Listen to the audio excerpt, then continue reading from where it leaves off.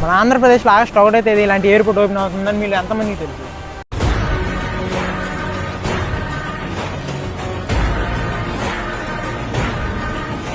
ఉత్తరాంధ్ర చరిత్రలో కొత్త అధ్యాయం మొదలు కాబోతుంది.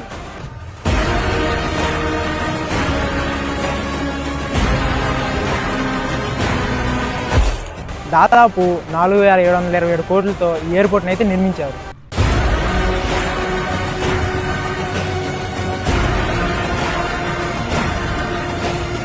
ఈ ఆగస్టు 1వ తారీఖు మన భోగాపురంలో శ్రీ అల్లూరి సీతారామరాజు ఇంటర్నేషనల్ ఎయిర్పోర్ట్ అయితే ప్రారంభం కానుంది. ఈ ప్రారంభోత్సవానికి అయితే మన ముఖ్యమంత్రి చంద్రబాబు నాయుడు గారు మరియు ప్రధానమంత్రి నరేంద్ర మోడీ గారు అయితే విచ్చేస్తున్నారు. కేవలం ఈ ఎయిర్పోర్ట్ని అయితే 31 నెలల్లోనే నిర్మించారు. ఈ గ్రీన్ఫీల్డ్ ఎయిర్పోర్ట్ మొదటి దశలోని సంవత్సరానికి 60 లక్షల మంది ప్రయాణికులు సేవ అందించే సామర్థ్యం కలిగి ఉంది. భవిష్యత్తులో దీన్ని 4 కోట్ల పైగా ప్రయాణికుల సామర్థ్యానికి విస్తరించున్నారు.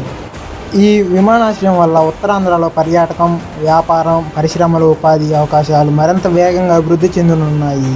కేవలం ఇది ఒక ఎయిర్పోర్టే కాదు, మన ఉత్తరాంధ్రకు ఒక కొత్త గేట్వే.